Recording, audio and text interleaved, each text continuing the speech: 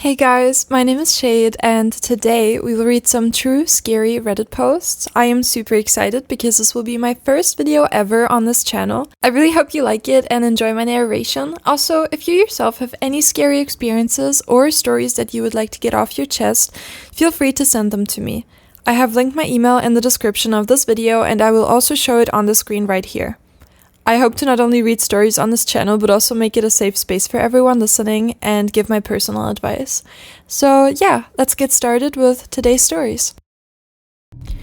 And the first story I will be reading is titled, "My Stalker Ended Up Killing 2 Girls." This story happened in Ohio in the 80s. I was a teenager long before cell phones existed, living with my parents near Columbus. I don't know when the first time he saw me was, but the first time I saw him was through our kitchen window. We had a pop-out greenhouse window and it was late at night. I was getting a glass of water, all the lights were off, and I happened to look outside and saw a figure of a man outside of the window. I froze and just went back into my room because I was so scared, acting like nothing had happened. It may seem crazy, I didn't do more, but this was not the first time that I felt someone was watching me. For weeks before that, I knew someone was outside of my bedroom window. We lived in a one-story house that backed up to the park, so anyone could go past the back of my house to the main street. It wasn't unusual for people to be around. For weeks late at the night, I would wake up with the strongest sense of someone watching me. It was summer, so the window was open, but I had blinds blocking my view from the outside and a screen to keep out bugs. After a few times of waking up like this, I started to hear someone touching the screen, like running their fingernails across the mesh. This happened 2 or 3 times a week, and sometimes I would get the courage to run to my parents' room, but by the time we went back, he was never there. They didn't really believe me either. This became an almost nightly thing, and I knew I wasn't imagining it. So when I saw him outside the window, it was almost a relief because I saw he was real and I wasn't imagining it. This went on for months until it finally started to snow, and then there were footprints visible outside my window, so my parents at least acknowledged he was real, but didn't really do much. Remember, this was the 80s. Then it all came to a head when I was home alone with a couple of friends getting ready to go out. Oh my god, I'm so scared of what's going to happen here. My parents were away at dinner, so we had the house to ourselves. The blinds were up on one of the bedroom windows, and as I turned around, there he was, standing directly in the window staring at us. He was a scary-looking guy with bright orange dyed hair. This time, I screamed along with my friends. We ran into the bathroom, which didn't have any outside windows, and I finally got up the courage to run to the kitchen to call 911. Finally. The police came at about the same time my parents got home, but there was no sign of the guy. The police basically accused my friends and I of drinking and making the whole thing up. Oh my god. A few weeks later, I happened to see a newspaper and stopped dead in my tracks. There was a picture of the guy on the front page. He had attacked 2 girls in a gas station and ended up killing them. The police had shot and killed him when they were trying to detain him. Honestly, I can't remember all the details and haven't been able to find the article since. I remember feeling shocked and relieved that he wasn't coming back. So, guy with the dyed orange hair, let's not meet. Wow, that was a crazy story. And yeah, one of the comments says, "I'm amazed at how many of these stories parents or police do not believe the children." And someone else says, "It's unfortunately pretty common, even today. Kids get ignored when they try to report things to those who are supposed to support them." And yeah, I definitely have to agree with that because the whole entire time when I was reading the story, I was thinking to myself that the parents should definitely be doing more and listening to that kid. I'm just glad nothing actually happened to the girls in the story, but I mean, there were people that unfortunately lost their lives because of this man, so maybe if somebody had done something sooner, this would have not happened. Well, it was also the 80s. I think people were a lot more chill back then and wouldn't take stuff like this as seriously, but yeah, wow, that was crazy, and I'm glad the OP is still here to tell that story and just spread awareness. And yeah, if anyone ever goes through something like this, definitely reach out to someone. Even if your parents don't take you seriously, you can take it into your own hands and maybe try to talk to someone else who is more likely to believe you, and yeah, reach out to the authorities ASAP, because that is definitely very scary and dangerous. Okay, and this next story is called They Stalked All the Stay-at-Home Moms. And before I read the story, I just want to put a quick trigger warning. This is a very horrific story, and there are some details in here that can be pretty triggering to some people. I will not read out some of the words used in the story because they are against YouTube guidelines, but I will make sure you still know what exactly is meant. So yeah, let's get into the story.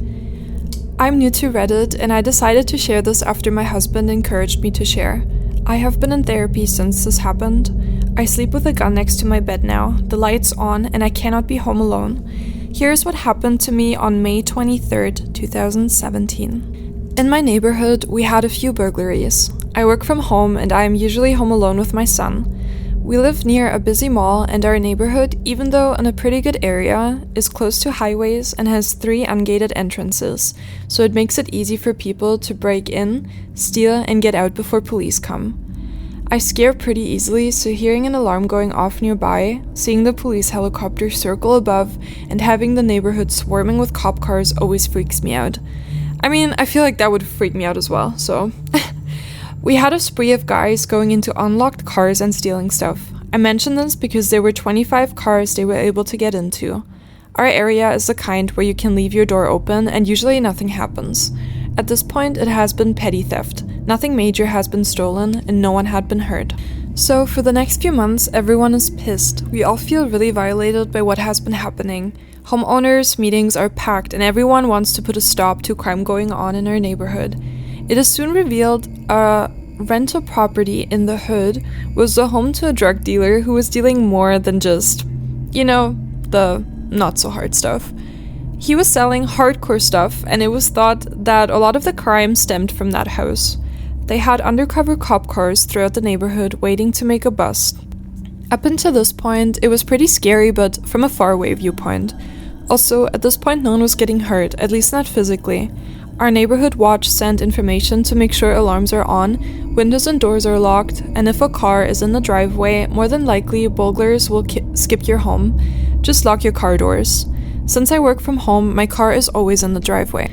One afternoon in April, my son and I were on a walk. It was a nice day, and about 2 blocks from our house, the cop cars came rushing in. I was told to go back to my house as soon as possible. An officer actually escorts us to our door and lets me know to lock all my doors. There are 3 armed assailants on the run between my street and the next. They broke into 2 houses. In one, a woman was home alone, and the 3 men R-worded her, tied her up, and left her. Oh my god, that is so horrible. I've read the story before, but it's still very scary, and just so sad. They broke into a second home, and they pistol whipped the man that was home. The next week, a woman was nearly kidnapped on a 6 a.m. run on my street. The fear was real at this point. Going out alone during the day or night wasn't happening. None of these criminals were caught. But then things died down. Usually every couple of days, there was a break-in. There was nothing after this in early April.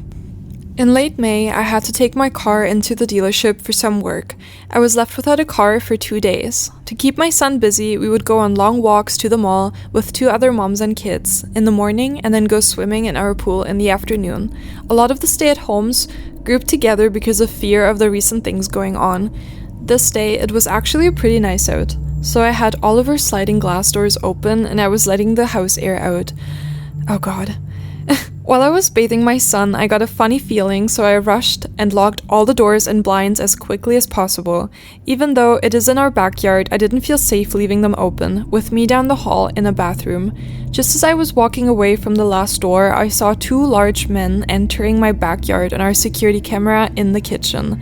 We have 3 stations in our house where you see the feed from the cameras inside and outside. We have 1 in our bedroom, 1 in the office, and 1 in the kitchen. My husband does security systems, so he set us up with the most elaborate and expensive unit. We have 2 padlocks on the gate, so I was pretty freaked out that they were able to get in. These men are big guys, at least 6 feet and around 220 pounds, give or take. I am 5'3" and 140 pounds. I am not a tiny girl, but I would be no match for these guys.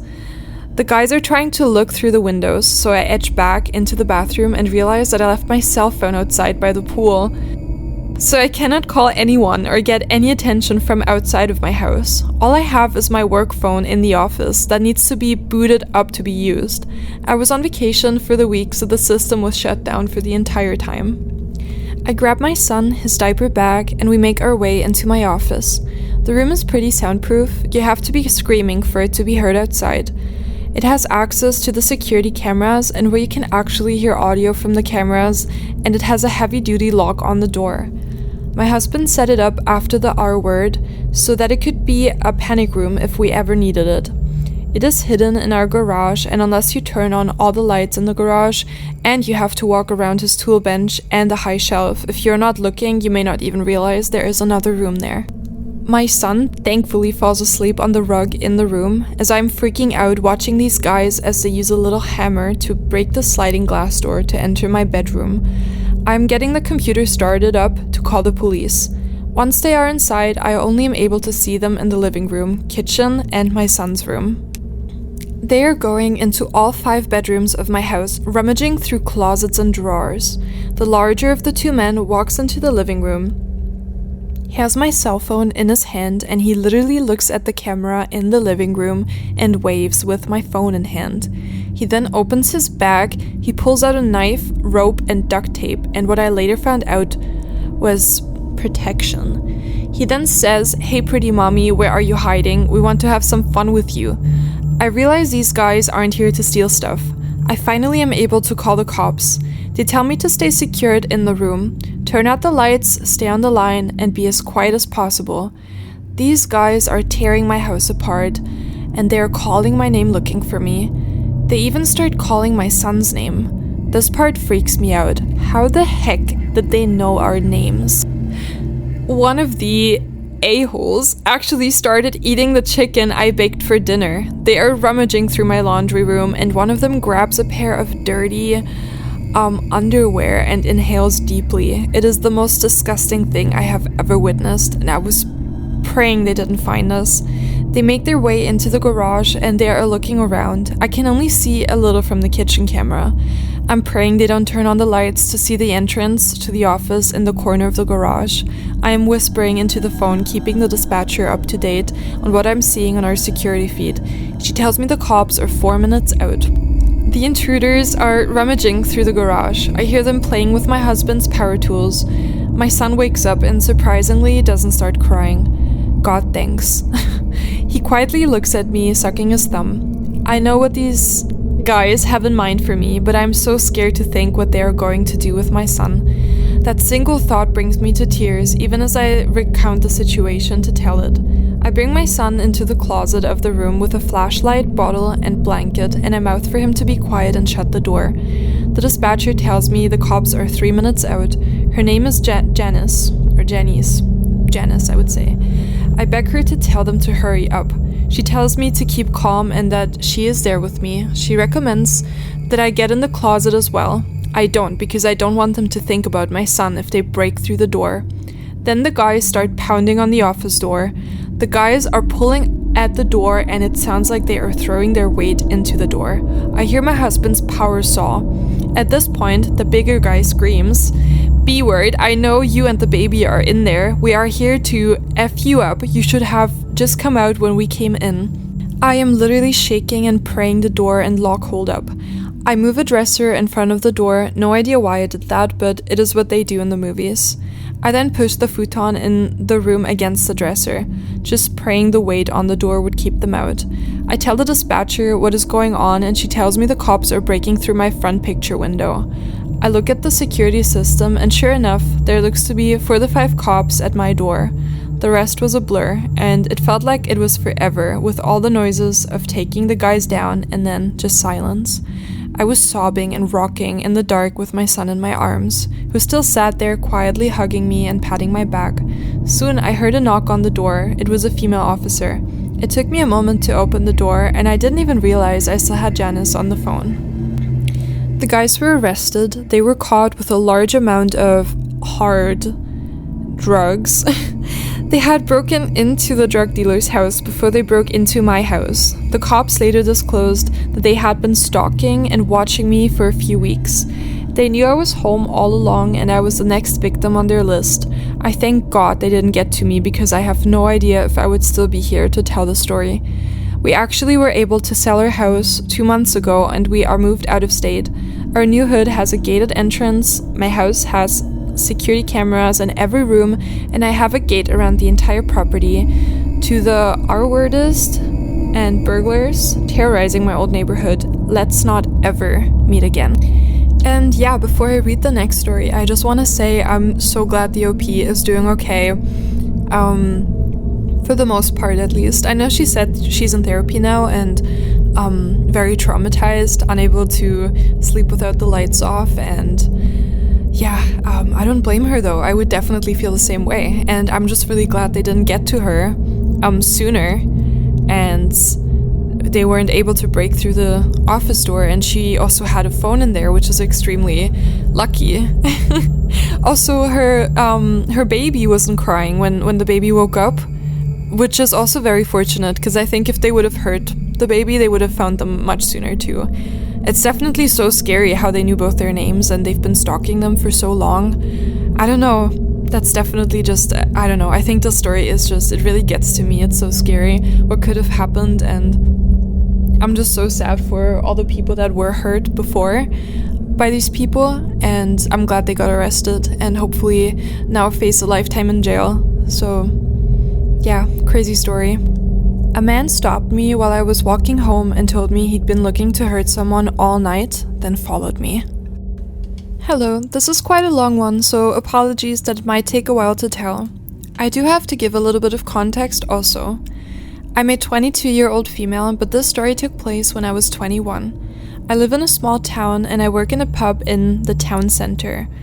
2 pubs, 2 small shops, and a bank, so it is a really small town.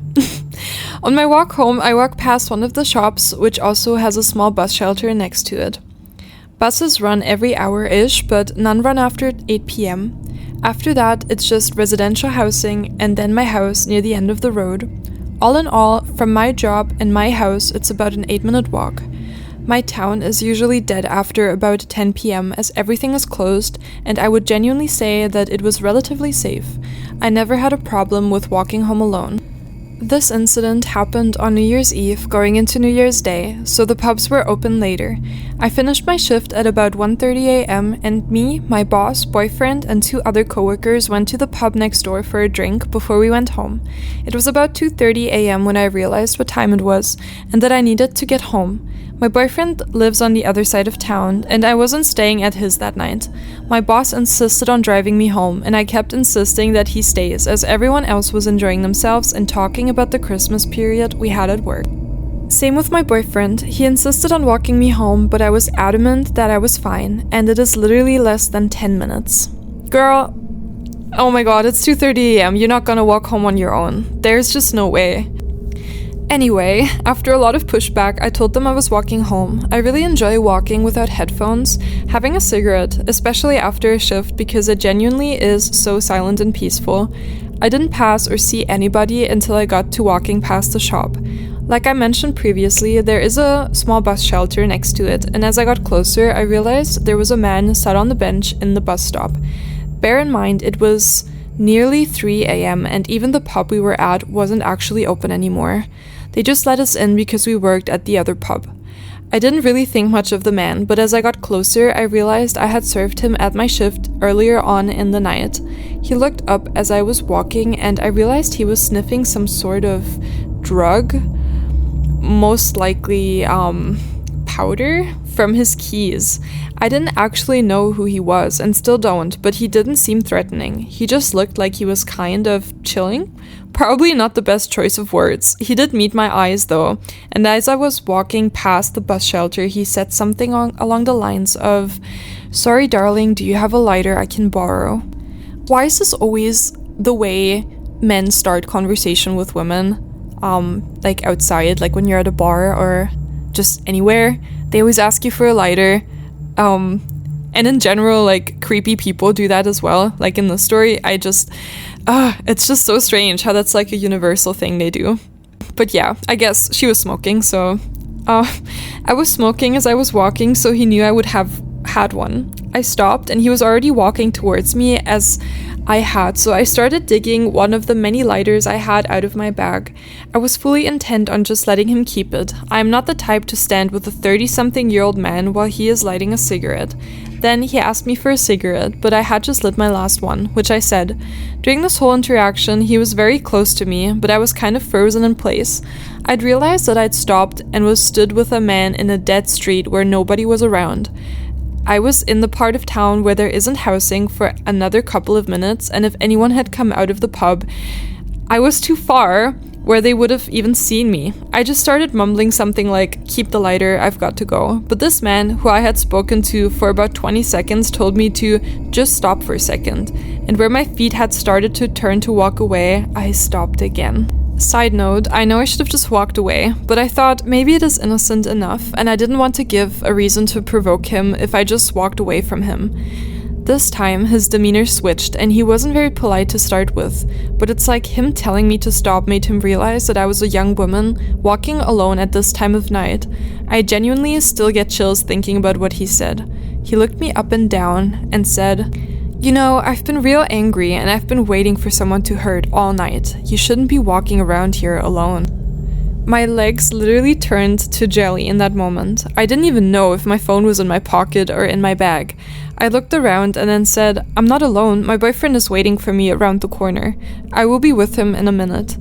And smiled. Just a barefaced lie. My boyfriend was still in the pub and had no clue that this interaction was going on. I thought maybe I should walk back on myself and go back to the pub, but I decided not to. My house was closer. The man smirked as if he knew I was chatting absolute BS and said he would walk with me to meet my boyfriend. There was no boyfriend waiting for me around the corner. I kept saying there was no need, but he was literally on my tail, rambling about how I don't understand him, I don't get it, I need to walk with him, he wasn't going to hurt me.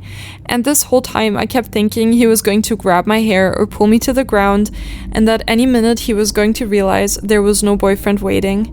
I ended up pulling my phone out of my pocket, and it opened to our work group chat, and just typed a message about a man walking with me, realizing my phone was on 2% and thinking that I just wanted someone to know what was happening. I didn't dare go to call my boyfriend. This guy started mumbling about how I wasn't listening to him. By some miracle, when we turned around the corner onto my street, this guy didn't realize my boyfriend wasn't there. Or maybe he did, but he didn't say anything. He did up his behavior though. He started spewing the most perverted stuff to me, saying about how I was a pretty young girl. "I bet your boyfriend doesn't know how to handle you." Whole time I wasn't speaking, just speeding up and checking my phone discreetly. I realized that he was going to know where my house was, so I thought, I'm going to have to pretend one of these houses are mine, otherwise I will be leading him right to my house where my dad would be asleep at the back of the house, none the wiser. All of the houses on the street had a small gate and footpath leading to the door, so I chose a house with the light on and opened their gate. I turned to the guy and said, "This is me, see you, thanks for walking me," closing the gate behind me. I ran up to the door and shoved my key into the door that was not mine, and prayed that this guy would leave and wouldn't wait for me to go inside the house. Thankfully, he didn't, and he started stumbling in the opposite direction, back down the street, away from where my actual house was. In what I thought was my only chance, I opened this gate and sprinted home. This guy clocked what I was doing instantly and started walking in my direction. By the time I got to my house, he had either not caught up quick enough or had given up. Oh my god. When I put my key in my door, I realized my dad had left his in the door internally, meaning I was locked out. I get my phone out, realized it had died in the time we were walking, so I just started banging on the door and my dad let me in after a couple of minutes. And that was it, but it was absolutely terrifying. I have not walked home alone since, and my boyfriend was upset that he didn't push more and let him walk me home. Thankfully, I am okay and nothing physical happened to me. It's a random guy that walked me home and said he was looking to hurt someone all night. Please, let's never meet again. I will never help a stranger out in the street, no matter how convincing they are. This happened to me back in 2007. I was 9 years old and my brother was 14. My mom had sent us out of the house with about $30 to go to a movie and maybe get a bite to eat afterwards. Okay, before I keep reading this, it's so crazy that back in the day, well, 2007, it's really not that long ago, but still, you could watch a movie Well, 2 people could watch a movie and get something to eat with $30. That's so crazy. Okay, anyways, after watching the movie, it was getting pretty dark and I was ready to go home. But my brother wanted to get something to eat first, and we agreed to walk to McDonald's, which was only a couple blocks from the movie theater. On our way there, we were stopped and approached by a man. He had a friendly smile plastered on his face, and he was holding his child's hand. There didn't seem to be anything off about this man. He was average looking and seemed to be nothing more than a father having a day out with his son. "Hey, do you think you could give my son and I a hand real quick?" he asked. "We need help loading a mattress onto the back of our truck. The truck is just up the road." "Sorry, but we don't really have time," my brother said. It was at this time I noticed the little boy. He was about 8 years old, and he looked abnormally thin. He had a blank expression on his face and wore clothes that were much too big for him. I turned my attention back to the man, who was now mumbling to my brother about how it would only take a second. My brother kindly declined again. Being the helpful kid that I was, I joined in with the man and tried to persuade my brother that we should help them out. I turned to my brother, who was now staring down at the little boy. My brother had a disturbed expression on his face, and he looked down at the child. The child stared back at my brother blankly. I didn't understand why my brother had that look on his face. He grabbed my hand and said, "I think that's my mom over there." He pulled me, and we began walking away from the man. I didn't understand what was going on and why my brother had just lied about our mom being there. He didn't let go of my hand and practically dragged me until we were a far distance away from the man and his son. I looked back and could still see the man holding his son's hand. Only now he wasn't smiling anymore. He had a look of fury on his face, and he yanked the little boy by the arm and they walked away. I pulled away from my brother's grasp and bombarded him with questions. He shushed me and pulled his cell phone out of his pocket. He dialed in a number and began pacing around nervously while talking on the phone. I remember the police showing up, and my mom came soon after. She took me home, but my brother was left with the police. I asked my mother what was going on, and she said that the police were just questioning my brother because the man we had encountered was dangerous. That's all she told me, and I went to bed. By the next morning, I had almost completely forgotten about the incident, and things went back to normal. It wasn't until a few days ago that these memories flooded back into my mind. I decided to call my now 22-year-old brother to get some answers. When I brought the ordeal back up to him, he finally gave me the information I wanted to know. And now that I know everything, I understand how effing terrifying our encounter with the man truly was. My brother told me that while the man was constantly trying to convince us to come with him, he happened to look at the little boy. The little boy then looked at my brother with his eyes filled with terror and mouthed the words, "I'm not his son, please help me." Then his expression went back to being completely blank, almost as if he had never said anything at all. This was why he had become so freaked out and snatched me away. When he called the police, they hurried down and he described the man the best he could. They couldn't do much with the little information my brother had given, because we hadn't even seen the car the man supposedly had. My brother told me a few weeks into the investigation, they had found the little boy who was with the man dead. Oh no. Oh God, that's horrible. His body had been cruelly dumped in the woods. The cause of death was malnutrition and dehydration. If my brother and I had gone with the sicko, we likely would have met the same fate. He obviously couldn't have kidnapped both of us on his own, as my brother was a fairly strong fellow. That meant he had other partners who would help him snatch up unsuspecting kids. Unfortunately, they were never able to catch any of the sick Fs who did this to the child, but the man was definitely not his father. His real parents had already been searching for their missing son for almost a month. The criminals had managed to kidnap the poor kid and used him as their puppet to try and kidnap other children. Every time I think about the boy, I feel a deep pity for him. He was only a year younger than I was at the time, and I can only imagine how terrible it must be to slowly starve to death. And to the disgusting B-word who starves and murders children, you'd better hope we never meet. Yeah, and it's just, the story is just so incredibly sad. It's horrible what that kid had to go through. It's horrible that he was never rescued, and in the end they had to find him in a forest. And yeah, and what I think is even worse is that those guys were never caught and never had to face consequences for what they were doing. And what I think is also so sad about stories like this is that it makes people so much more suspicious. If someone comes up to me and asks for help, I always try to go out of my way and help them, but often it's just not a good idea. Sometimes you just have to say no, just because you don't have a good feeling about it. You never know if somebody is going to try to hurt you or try to take something from you. And especially when you're a kid, you're a bit more naive. And I'm really glad the older brother was there to pull the OP away and kind of, save him, because he would have went with the man and the little boy. It's just sad that some people who actually might need help now wouldn't be able to get the help because people are more suspicious, and they have every right to be more suspicious. So, please stay safe, and I think this is a good lesson, and hopefully these guys got caught or will get caught eventually.